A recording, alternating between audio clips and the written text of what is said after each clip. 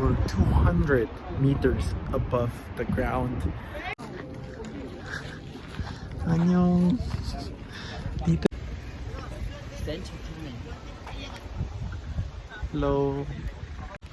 Good morning. We are here still in Suwon. Punta na tayo. Diba nagwasong tayo kagabi? Actually, partly yun na yung wasong. Pero pupuntahan ulit natin siya ng umaga naman. Also, pupunta tayo dun sa Flying Suwon. So yesterday, nakita nyo naman may balloon na nakalipad. Yun. Parang hot air balloon siya. Here in Suwon. Medyo maaga pa pala for the Flying Suwon. So, punta muna tayo dun sa hanbok. Tapos pasok tayo ng wasong na nakahanbok. Para naman ma-experience natin. Because this will be my first time wearing hanbok in Wasong. I've tried in Gyeonggung but not in this place. Tahimik tong lugar na to pag umaga.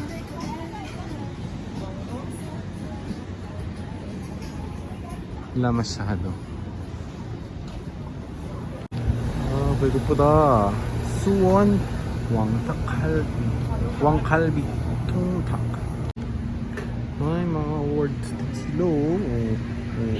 This one is very famous. Nanang Muntiken. Siyempre nanalo yung intrusive thoughts. Kakain muna tayo na dinner. Hindi tayo sa Nangmun. This one is free. Bakit siya may tinapay? Chicken.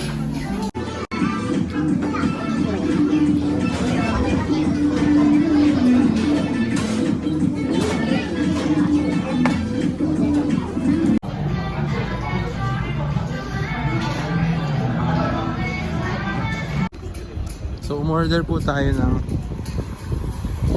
iced americano with pearls.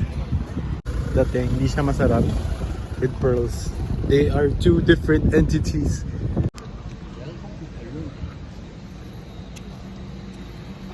The only saving thing for this coffee in pearl is the pearl matamis siya. For sure hindi nyo masyadong nakita kagabi kasi madilim. Pero ganyan siya oh. Mahilig si Korea sa mga ganyan. Yung mga artificial na ganyan. Tapos gagawa nila ng something. Yan, may malaking puno. Bago tayo pumunta sa Suwon, Flying Suwon, bisitahin na muna natin tong museum. Yan siya.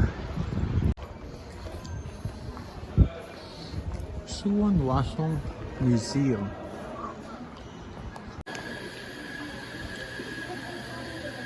$2,000 pag matanda. May English naman siya. After paying $2,000 per person, ito yung makukuha mo. Kaya tayong pumasok sa loob. May English naman siya. So madali lang.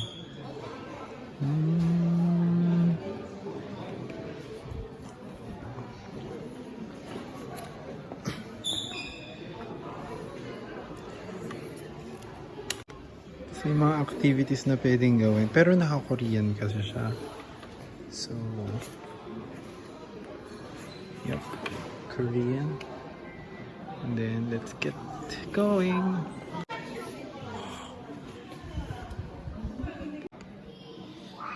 Thai Grand. Ito yung mga nakikita natin sa K-drama. Ganyan siya.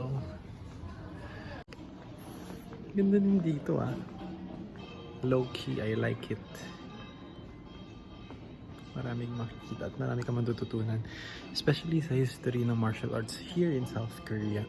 We know medyo heavily influenced din sila ng Chinese. So, sabi ito daw yung waso ngayon. Sa kanal.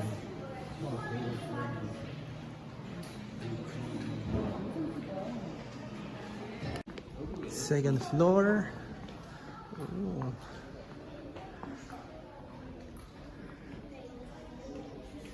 King Sejong in golden armor. Ganda tignan itong mga miniature kasi may envision mo yung panahon dati. Tapos, di ba nanonood pa tayo ng mga historical Korean drama. Somehow, naiko-connect natin yung nangyari noon. I mean, sa mga nakikita rin natin sa drama. Which is very nice. I like it.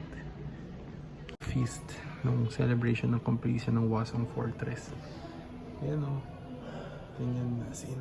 Siyempre, kainan. Tapos, yan. Festivities talaga.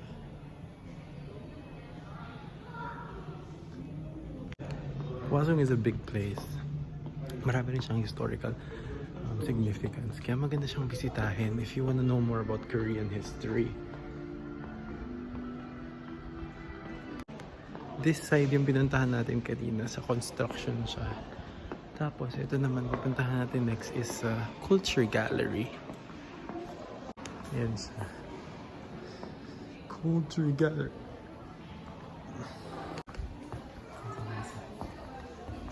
Yun ang pagkayat sa bahay. So, they say Kim Jong-jo is compassionate. So, the fourth day at Hwasong, wow, 50. Rice is very important, lalo na sa panahon dati, na rice talaga yung source ng energy. And worker, especially labor-intensive jobs, kailangan talaga nila ng rice. And this imagery. So, ito example kunwari sa mga fortress nila. This is what happens inside. Lalo na kunwari they're on defense. Ganyan yung magiging setup. Kami nakain. By the way, yung third floor pala is hindi pa accessible. Hindi ko rin sure kung anong meron sa taas, pero baka gumagawa rin sila ng additional exhibits for us to visit. If you wanna visit this place, I'll be pinning the address in the description box, so you may check it there.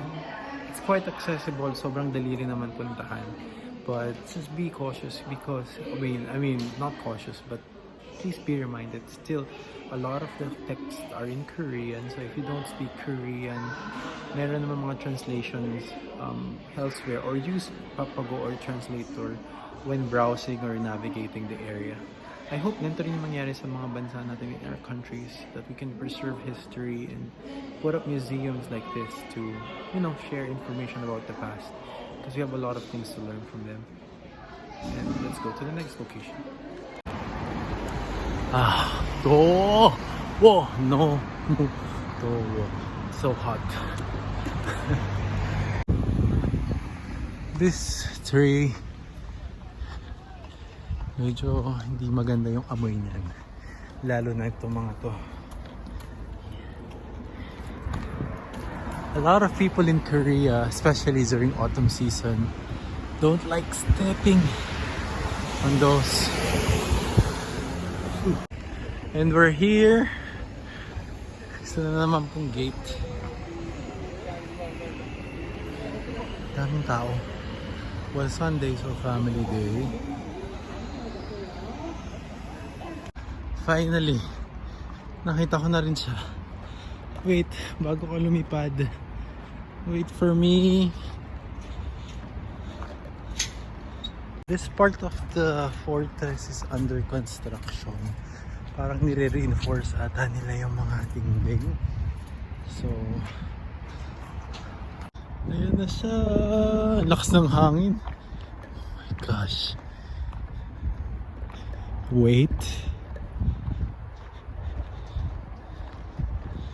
Nakakatakot kasi parang nilipad din siya. Oh my gosh. Wait, saan tayo bibili ng ticket? So, hindi pa ako pwedeng sumakay, pero ayan siya. So, later, pag medyo umano-ano na yung, nakikita nyo naman, di ba, nagsisway siya. Ang lakas kasi ng hangin. So, kung sabi nung nagbabantay, an operator, they will not be operating this for now kasi malakas yung hangin. Malas. Pero let's wait until 3. So that's one thing you should be checking, especially yung mga ganitong activities or outdoors, kailangan talaga aligned with the weather. And I mean, they only wanna protect everyone, so hindi nila papasakay unless okay na yung weather. Malakas kasi talaga yung hangin lately, and it's autumn season. Isa yun sa mga nangyayari during autumn. I will just wait for few hours, ilang minutes na lang naman. I mean, isang oras na lang naman to wait. And if papala rin, 3 p.m. makakasakay na. Or if worst comes to worst, 4 p.m. But we have a lot of time today. So ito naman yung hinihintay natin na sakyan talaga for today. So let's wait. So you can buy ticket here. Click nyo lang yung adult. And then ilang sungit, meaning ilang tao. Click check. And then magbabayad ka na, either cash or card. So card tayo. And of course kailangan natin ng receipt. Wait. Ayun na siya. Yes! Let's go! Okay. Let's wait for it. Test na kanina. So pwede naman siya. So ngayon sasakay na tayo. I just paid also 20,000 kasi adult. May mga discount siya for kids and also for those who live here in Suwon. And for now, let's go. Yay! Tapos na. May mga ilan akong kasabay. So, good luck! Oh my God.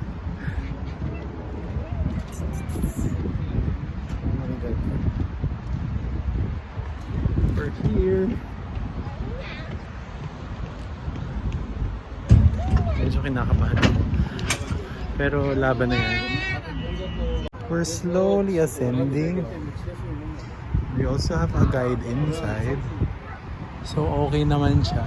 And then Aerophile Balloon World. Okay. We're slowly going up. You can see everything. Wow! So cool and refreshing here.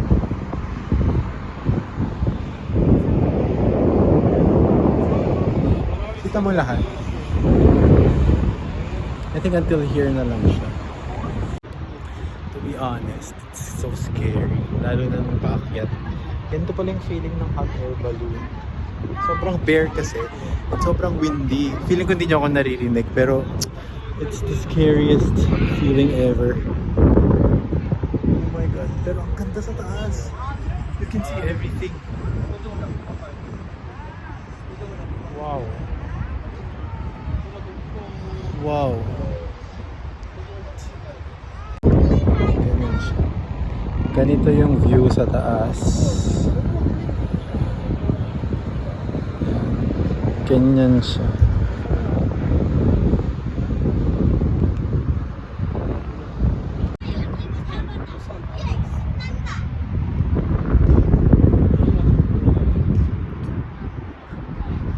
We're 200 meters above the ground.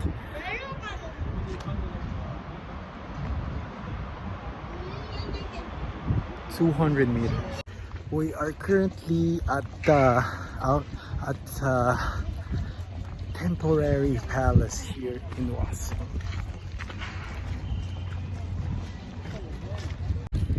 I don't know what it means, pero sabi ito yung name niya, temporary palace. Ayan, temporary palace. Ang ganda.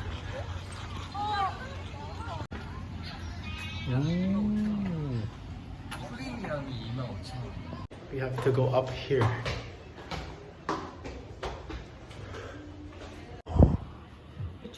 네. 네, 제가 잠깐만. 오. 이거는 사나 같은데. She said this is like 25,000 for 1 hour and a half. 잠깐 요렇게 이마에서 머리만. Okay. This is 30,000 won. 25,000 for the clothes, and then for the hat is 5,000 additional.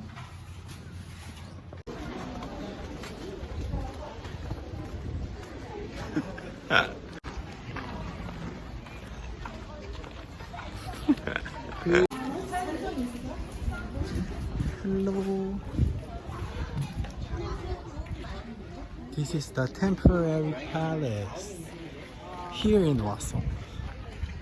Ang ganda kasi tingnan mo, nasa likod niya is bundok. Ayan. Tapos, if fan kayo ng Jewel in the Palace, dito yun, Sinut. So, pupuntahan natin. Anyong dito yun kasi usually hindi nakakapag-shoot talaga sa mga palaces ang Korean drama. Pero ito ideally located tapos maganda rin yung structure kaya dito sila nagsushoot. Sa Korean temples or mga palaces, if you're wearing hanbok, usually libre yung entrance fee. But don't worry, yung entrance fee naman medyo mura lang siya. It's like 1,500 won. In peso, 60 pesos. Probably, roughly 60 pesos. 60 ba? Yeah, 60. Mga ganun. Not bad, kasi makikita mo to. Ganun yung makikita mo.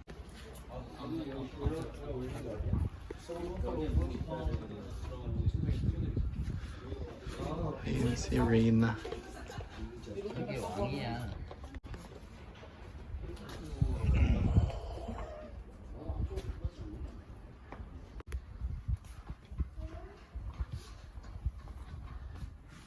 Bawal umakyat.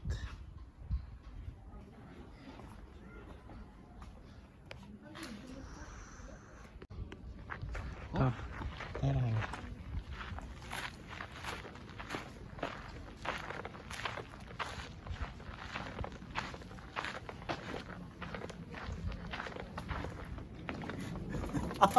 뭐?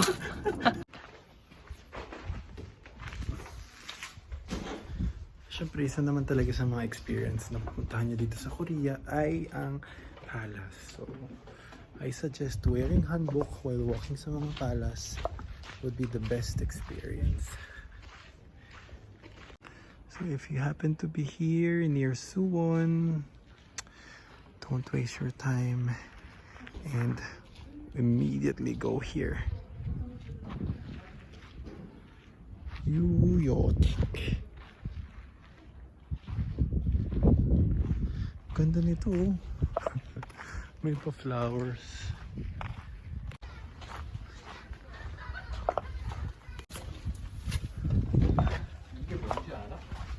몰라요.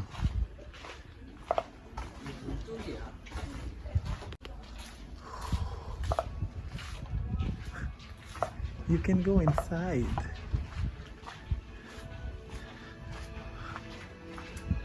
예쁘다. They show how they built. You know.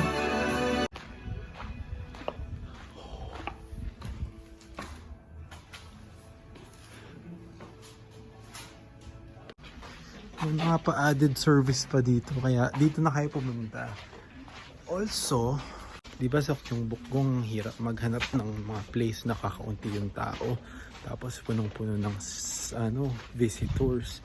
Dito, pwede kayong mag picture. Hindi man ganun kalalaki yung palace, pero pwede ka rin mag picture. Kasi ang kalaban mo sa Gyeongbokgung talaga tao. Although nandun talaga kasi yung malaking palace. Pero dito may palace din naman. Maganda rin yung designs. Pero mas kukunti yung tao. So mas madaling mag-inarte. Tapos may mga area pa na pwede kang pumasok, which is very nice.